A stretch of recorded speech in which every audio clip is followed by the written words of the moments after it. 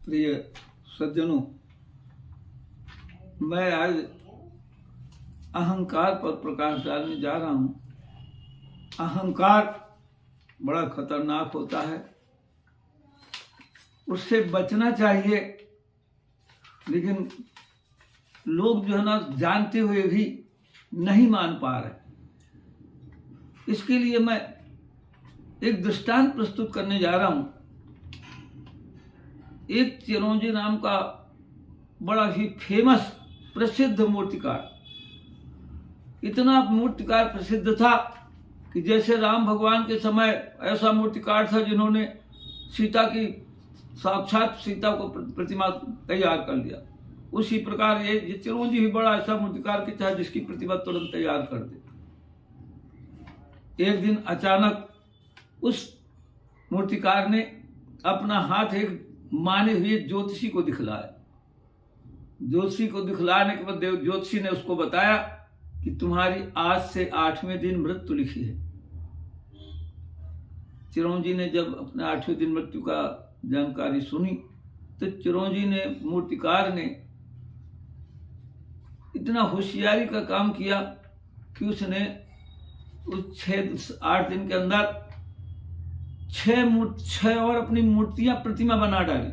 चिरौंजी अपनी प्रतिमा 6 बना डाली और सेम चिरौंजी जैसे दिखते थे सब।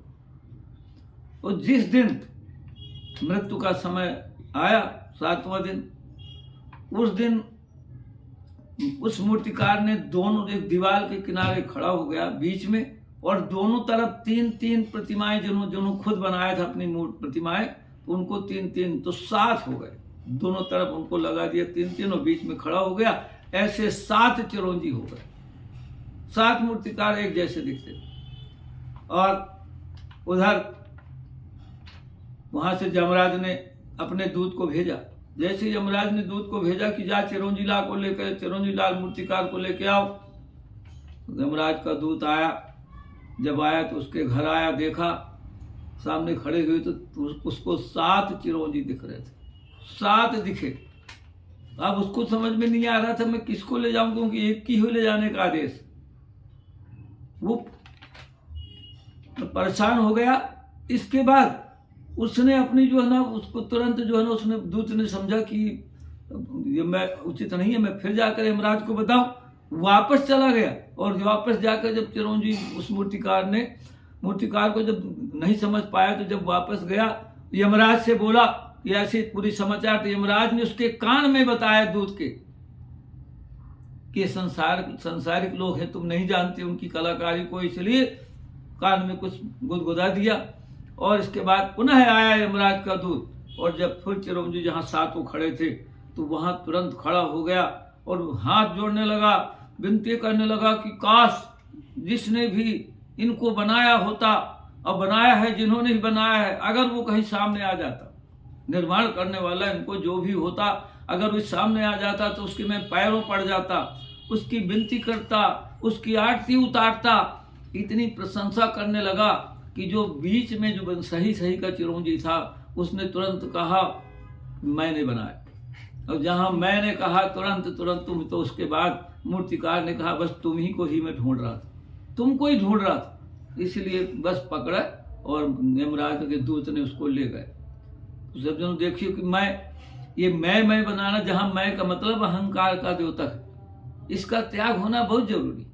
जैसे आप जानते हैं कि बकरा जो है मैं करता है तो मतलब काटा जाता है, और एक मैना पक्षी है, मैं है ही नहीं, उसको सभी को प्रिय है। इसलिए मैं का त्याग बहुत आवश्यक है। मैं हर जगह नुकसानदायी है, मैं से बचे। इसी बात को मैं अपने कुछ निजी शब्दों में उसको प्रस्तुत कर रहा हूं, ताकि आपको और मैं के संबंध में, अहम के संबंध में जानकारी प्राप्त हो जाए। तो जिसने किया अहंकार मान घटा उसका सदा, जिसने किया अहंकार मान घटा उसका सदा। ईर्षा द्वेष क्रोध विकार बढ़ जात हैं, ईर्षा द्वेष क्रोध विकार बढ़ जात हैं। बढ़ते विकारों से वह क्लेश पावे सर्वदा, बढ़ते विकारों से वह क्लेश पावे सर्वदा। अंत में विनाश की वह सीढ़ी चढ़ जात है, अंत में विनाश की वह सीढ़ी चढ़ जात है।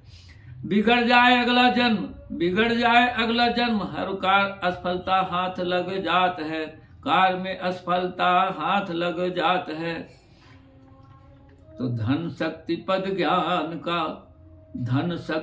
ज्ञान का होता है अति गर्व।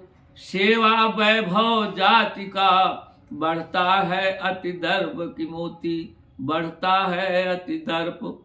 मोती इस संसार में जिसने किया घमंड, मोती इस संसार में जिसने किया घमंड। बिगड़े उसके कर्म सब पावे क्लेश प्रचंड। बिगड़े उसके कर्म सब पावे क्लेश प्रचंड। अभिमानी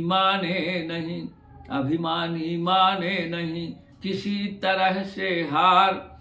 जब तक पूरी तरह से हुए नहीं बेकार की मोती, हुए नहीं बेकार।